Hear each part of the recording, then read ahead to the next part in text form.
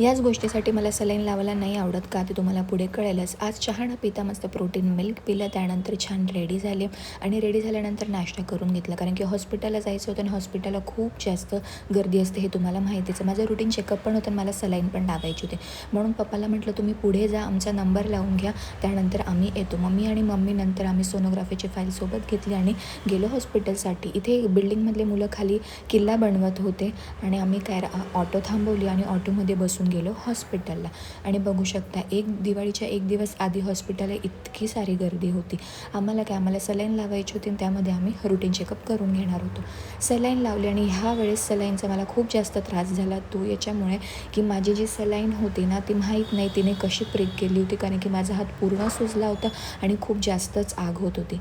मग पहिली सलाईन संपली, दुसरी सलाईन संपल्यानंतर मला बिलकुल पण व्हिडिओ शूट करायची इच्छा नव्हती, कारण की मी खूप जास्त पेनमध्ये होते, कारण की हात माझा पूर्ण सुजला होता आणि हात मूव्ह करण्याची पण माझ्यात ताकद नव्हती. घरी आल्यानंतर मी आराम केला. मम्मी बाजारात गेली होती म्हणून संध्याकाळी दिवे लावायचं काम माझ्याकडे होतं, ते काम करून घेतलं.